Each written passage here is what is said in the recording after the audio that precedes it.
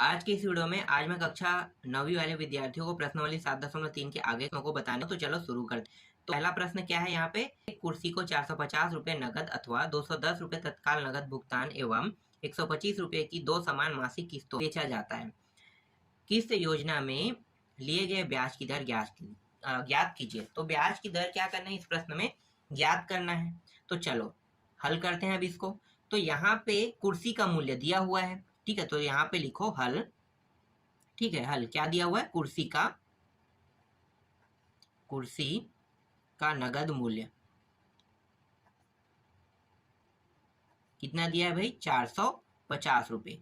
ठीक है, कुर्सी का नगद मूल्य कितना है, 450 रुपये। लेकिन उनके पास 450 रुपये नहीं है, तो वो क्या कह रहा है कि मेरे पास 450 रुपये नहीं है, मैं आपको 450 रुपये नहीं दे सकता। तो वो 210 रुपये निकाल के उन्हें देता है, बाकी को मैं क्या करूंगा, दो समान किस्तों में आपको दे दूंगा। ऐसा होता है भाई, जब आपके पास पैसा नहीं रहेगा तो आप ऐसे ही कहते हैं ना, कोई सामान खरीदने जाओगे तो सेम वही प्रक्रिया यहाँ पे यूज होने वाला है। तो उसके पास कितना है, 210 रुपये, तो वो अभी क्या कर रहा है, तत्काल दे रहा है, तत्काल नगद भुगतान। तत्काल वो नगद भुगतान कर रहा है 210 रुपये। मेरे पास कितना है अभी, 210 रुपये है, कह के वो 210 रुपये निकाल के दे दिया। ठीक है, अब क्या करेंगे, उन्हें और कितना देना है, तो जितना देना है ना निकाल लेते हैं। तो उसे कहते हैं किस्तों में देय राशि कहते हैं, किस्तों में देय राशि।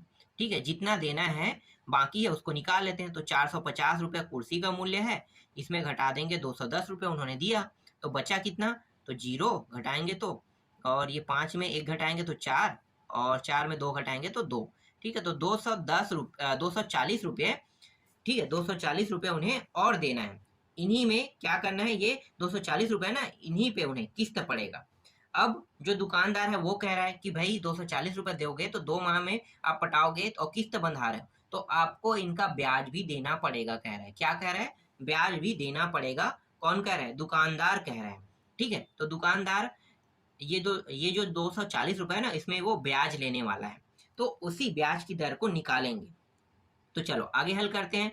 अब मान लेते हैं कि ब्याज की दर क्या है, वार्षिक होता है। आप सभी को पता है ब्याज की दर, जब भी हम प्रश्न बनाते हैं तो एक साल के हिसाब से ही ब्याज की दर लगता है, डेफिनेटली लगता है। ठीक है, तो वार्षिक ब्याज की दर लेंगे। तो यहाँ पे मैं लिख लेता हूं, माना ब्याज की दर क्या है, वार्षिक है। ठीक है, ब्याज की दर वार्षिक है, तो 2 माह बाद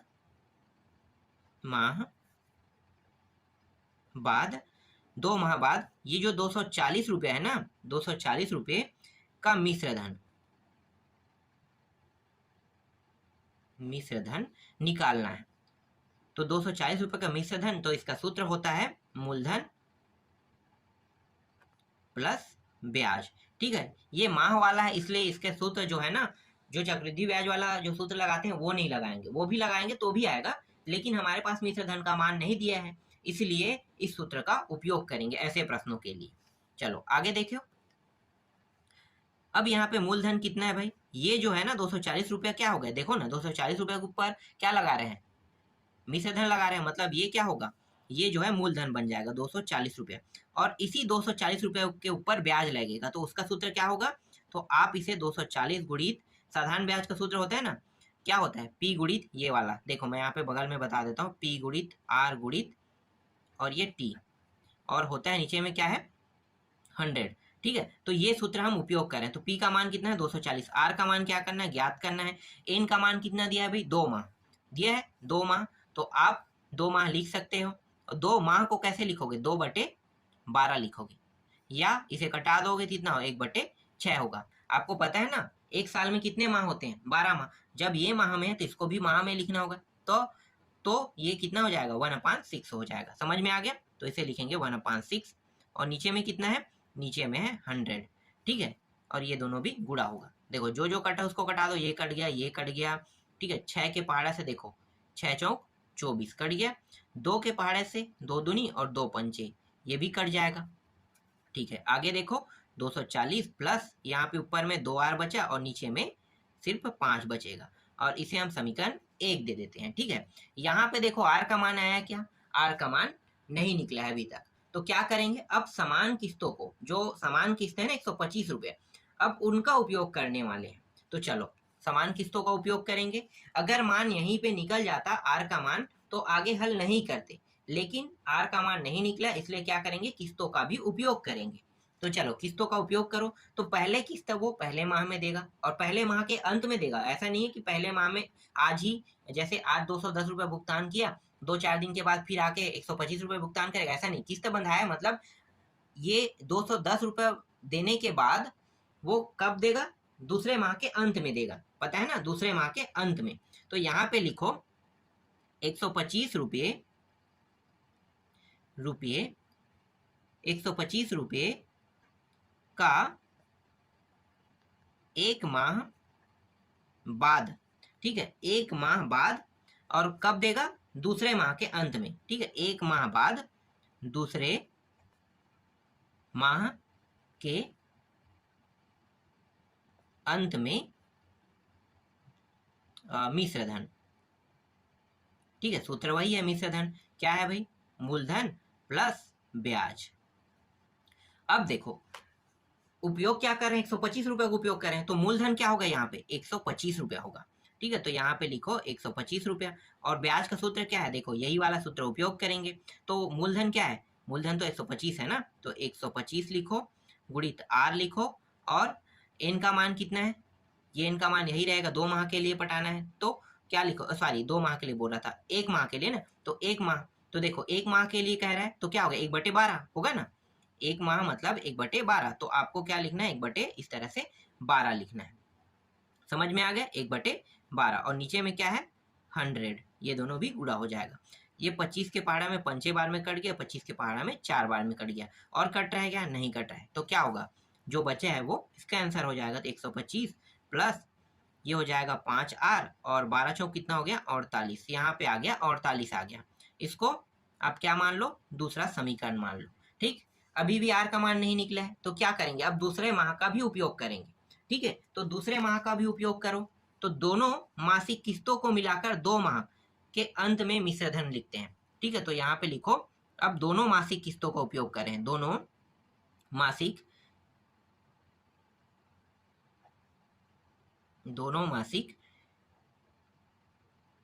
किस्तों को मिलाकर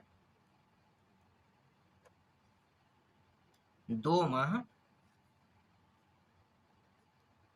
के अंत में मिश्र धन। सूत्र वही है, मूलधन प्लस ब्याज। ठीक है, अब दोनों मासिक किस्तों को मिला रहा है। ठीक है, तो दोनों मासिक किस्त मतलब एक मासिक किस्त क्या था, ठीक है, मूलधन में दोनों मासिक किस्तों को लिखूंगे। एक मासिक किस्त था 125, ठीक है 125, और दूसरा मासिक किस्त क्या है 125, दोनों क्या हो जाएगा, जुड़ जाएगा, क्योंकि दोनों मासिक किस्तों का उपयोग कर रहे हैं। और ब्याज क्या है, तो देखो ब्याज जो है आपको क्या लिखना है, ब्याज में आपको ये वाला लिख लेना है। ठीक है, सेम टू सेम निकलेगा, तो अलग से हम हल नहीं करेंगे। ठीक है, अलग से हल नहीं करेंगे, तो आपको क्या लिखना है, यही मान आपको पूरा का पूरा लिखना है। तो यहाँ पे 5R अपान कितना लिखेंगे, 48 लिखेंगे। ठीक है, दोनों को अब जोड़ दो, तो जोड़ेंगे तो कितना हो जाएगा, ये हो जाएगा 250 प्लस 5R अपान 48। इसे तीसरा समीकरण नाम दे देते हैं। ठीक है, तीसरा समीकरण आ गए यहाँ पे। अब क्या करेंगे, समीकरण 1 और यहाँ पे 3 का उपयोग करेंगे। तो यहाँ पे लिखो समीकरण 1 और 3 से, 1 और 3 से समीकरण 1 क्या है, तो देखो समीकरण 1 में आते हैं, ये रहा, दोनों की तुलना कर रहे हैं ना, तो 240 प्लस 2R अपान 5 पूरा लिखो यहाँ पे। तो 240 प्लस 2R अपान यहाँ पे 5 है, और दूसरे साइड में ये वाला लिखेंगे क्योंकि समीकरण 3 यही है। तो यहाँ पे 5R अपान 48। ठीक है, इस तरह से। अब देखो आर वाले को एक साइड ले जाते हैं, और जहाँ पे जिसमें संख्या दिया उसको एक साइड ले जाते हैं। ठीक है, तो 2R को यहीं पे रहने देते हैं, और अपान 5, ये इस साइड से इस साइड आएगा, तो क्या होगा, देखो यहाँ पे प्लस है ना, प्लस और माइनस में पक्षांतर होता है, ये पक्षांतर हो रहा है, तो क्या होगा, चिन्ह परिवर्तन हो जाएगा। तो यहाँ पे 5R अपान 48। ठीक है, प्लस में था तो क्या हो गया, इस साइड आके माइनस हो गया, अब 200 यहाँ पे 50 दिया है, इसके इस साइड 240 को ले जाएंगे तो ये भी क्या हो जाएगा, ये भी माइनस में हो जाएगा। ठीक है, प्लस में था तो इस साइड आके माइनस हो गया। चलो आगे हल करते हैं। अब देखो नीचे के हर दोनों के बराबर नहीं है तो क्या करेंगे, हर को पहले बराबर करेंगे। ठीक है, हर को क्या करते हैं, पहले बराबर करते हैं। तो हर को बराबर कर लेते हैं भाई। चलो देखो यहाँ पे कितना है, अब ये थोड़ा सा लंबा चौड़ा जाएगा ना, क्योंकि यहाँ पे जो हर है ना, बराबर करने का तरीका क्या है कि यहाँ पे 5 है 48 है, इन दोनों को पहले गुणा करना पड़ेगा। तो गुणा करेंगे, उसके बाद क्या करेंगे, इस 48 को ऊपर नीचे, यहाँ पे देखो यहाँ भी गुणा होगा, इसके साथ भी गुणा होगी, इस 5 के यहाँ पे गुणा होगा, इसके साथ भी गुणा होगा। यही तो तरीका है ना हल करने का। तो इसे हल कर लेते हैं। तो ये 48 दूनी कितना होगा, 48 तो 8 दूनी 16 का 6 हासिल आई, 1 4 दूनी 8 और 1 9, 96 हो जाएगा। ठीक है, 48 दूनी 96। अब 48 गुणित 5 करो तो कितना होता है, 240 होता है। और यहाँ पे क्या है, आर है, फिर माइनस, यहाँ पे देखो 5 पंचे 25, 5 और 5 का गुणा होगा तो 5 पंचे 25 आर, और यहाँ पे 48 का भी गुणा होगा 5 और 48 का, तो 240 आ जाएगा। और इन दोनों को घटाओगे कितना आएगा, 10 आ जाएगा। ठीक है, इतना आ गया। चलो आगे हल करते हैं। यहाँ पे 96 आर माइनस 25 आर अपान 240 बराबर 10। ठीक है, थोड़ा सा यहाँ पे मैं बगल में कर देता हूँ। देखो यहाँ पे घटाएंगे तो कितना आएगा भाई, घटाएंगे तो ये आ जाएगा 71। तो यहाँ पे मैं लिख लेता हूँ 71। ठीक है, 71 आ गया, और 240 यहाँ पे हो जाएगा 240। और यहाँ पे आर था तो आर भी लिखना है, और बराबर ये रहा 10। ठीक है, अब ये जो देखो यहाँ पे कहीं पे प्लस और माइनस दिया है क्या, नहीं दिया है, तो क्या होगा, तिरिया गुणा होगा। तो 240 जो है ना इसके साथ जुड़ा हुआ है, और 71 भी जुड़ा हुआ है। तो क्या करना है, दोनों को मुझे हटाना है, आर अकेला चाहिए, तो तिरिया गुणा हो जाएगा। तो ये नीचे में है तो ऊपर में जाएगा, तो 10 के साथ 240 का क्या हो जाएगा, गुणा हो जाएगा। और ये ऊपर में है तो कहाँ पे आएगा, नीचे में आ जाएगा, तो इसको नीचे में ला लो इस तरह से। ठीक है, तो आर बराबर इन दोनों को गुणा करेंगे तो ये हो जाएगा 2000। ठीक है, इतना हो जाएगा 2400, और यहाँ पे 71। अब इन दोनों को भाग दे दो, तो भाग दोगे तो आर का मान जितना आएगा वही क्या होगा, आंसर होगा। ठीक है, तो यहाँ पे देखो इन दोनों को भाग देंगे तो ये आ जाएगा, आप लोग भाग दे के देख लेना, यही आ रहा है। ठीक है, आंसर मैं डायरेक्ट लिख लेता हूँ। तो आर का मान यहाँ पे कितना प्राप्त हो गया, 33.80% यहाँ पे प्राप्त हुआ। यही क्या है, इसका आंसर है। समझ में आया, कितना प्रतिशत ब्याज ले रहा है वो, 33.80% ब्याज ले रहा है।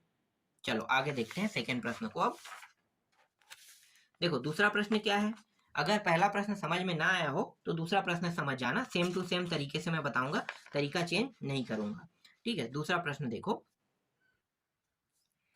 एक टीवी स्टैंड 3000 नगद पर बेचा जाता है, अथवा 600 रुपये तत्काल नगद भुगतान तथा 1250 रुपये प्रति माह की 2 मासिक किस्तों पर, मतलब 2 माह की किस्त, मतलब 2 माह तक के क्या करना है, किस्त उपलब्ध कराएगा। वो किस्त योजना में दिए गए ब्याज की दर ज्ञात कीजिए। तो ब्याज की दर इसमें भी ज्ञात करना है। ठीक है, अब वो जो टीवी स्टैंड है उसकी कीमत कितनी है, पहले उसको लिखना पड़ेगा।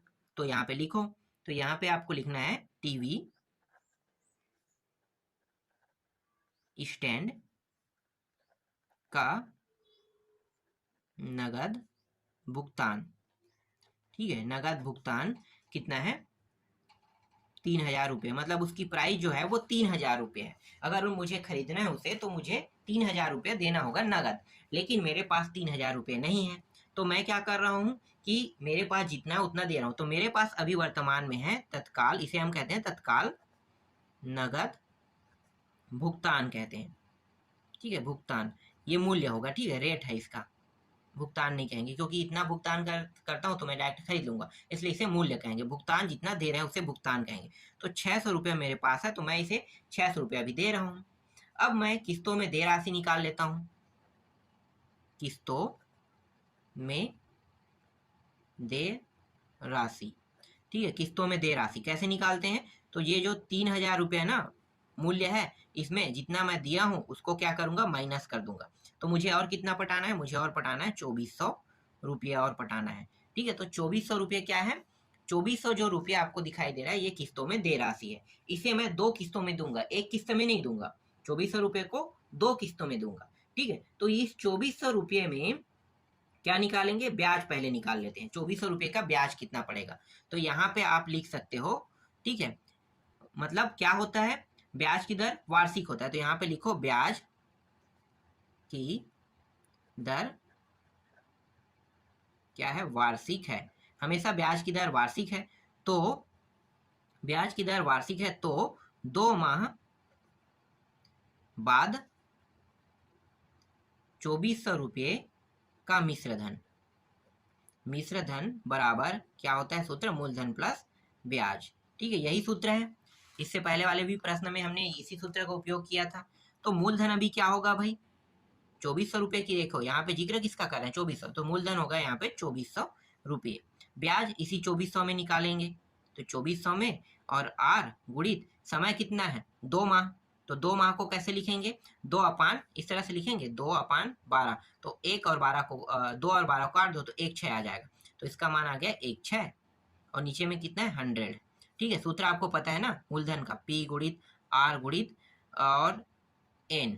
ठीक है, ये ब्याज वाला सूत्र है और नीचे में 100 होता है। ठीक है, तो इस तरह से इस सूत्र का हम उपयोग कर रहे हैं। चलो आगे हल करते हैं। तो देखो ये दोनों शून्य कट गया, 6 कम 6 चौक क्या हो गया 24, तो यहाँ पे मान कितना आ गया 2400, और ब्याज जो है 2400 पे कितना ब्याज पड़ रहा है, तो ये हो गया 4R हो गया। ठीक है, 4R आ गया, इसे पहला समीकरण नाम दे दो। ठीक है, अभी R का मान निकला क्या, नहीं निकला है, तो क्या करेंगे, प्रत्येक माह का भी ब्याज निकालेंगे। ठीक है, तो पहले माह का ब्याज निकाल लेते हैं, तो यहाँ पे लिखो 1 माह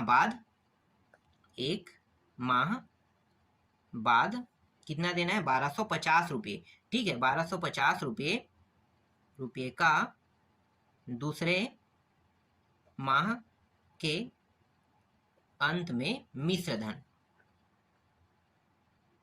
धन मूलधन प्लस ब्याज। ऐसा पहले प्रश्न वैसा ही बनेगा, कोई भी डिफरेंस इसमें नहीं देखने को मिलेगा आपको। मूलधन कितना है, अब देखो इस बार मूलधन 1250 रुपया होगा, क्योंकि 1 माह बाद कितना दे रहा है, 1250 रुपये ही दे रहा है। और ये जो ब्याज है आपको पता है कि माह के अंत में दिया जाता है। ठीक है, जैसे ही मैंने 600 रुपये पटाया तो इसी माह में थोड़ी दूंगा भाई मैं पैसा, माह के दूसरे माह के पहले माह का अंत में दूंगा या दूसरे माह के शुरुआत में दूंगा, इस तरह से आप बोल सकते हो इसे। तो 1 माह बाद क्या कर रहे हैं, 1250 रुपये उसे दे रहे हैं। ठीक है, जिसमें ब्याज भी इंक्लूड है इसमें, तो मूलधन यही होगा, तो मूलधन लगा लो इसको 1250 रुपये, और ब्याज क्या इसी में निकालेंगे, तो 1250 का ब्याज निकालते हैं, तो ये हो जाएगा R, और गुणित 1 माह मतलब 1 और 12 होगा। ठीक है, 1 माह के लिए तो 1 12, और ये रहा 100, तो ये और ये कट गया, और ये हो गया 5 के पाड़े में 2 बार, और 5 के पाड़े में 5 दूनी और 5 पंचे। ठीक है, तो इतने बार में ये कट गया, और कट रहा है क्या, नहीं कट रहा है, तो क्या करेंगे, डायरेक्ट लिख लेंगे, तो 1250 प्लस 25R हो जाएगा, और नीचे में 12 दूनी 24 हो गया। ठीक है, यहाँ तक समझ में आ गया। इसे दूसरा समीकरण नाम दे देते हैं, इसका उपयोग करने वाले हैं हम लोग। अब क्या करेंगे, अब जो है ना दोनों मासिक किस्तों को मिलाकर 2 माह के अंत में मिश्र धन निकालते हैं, तो यहाँ पे लिखो दोनों मासिक। ठीक है, पहला तो हमने पटा दिया है, तो आप समझ में आ गया। ठीक है, पहला तो पटा चुके हैं, अब दूसरा माह का बचा है, तो भाई दोनों मासिक किस्त पटने वाला है, तो दोनों मासिक किस्तों को मिलाकर 2 माह के अंत में मिश्र धन। ठीक है, मिश्र धन शॉर्टकट में लिख लेते हैं मूलधन प्लस ब्याज।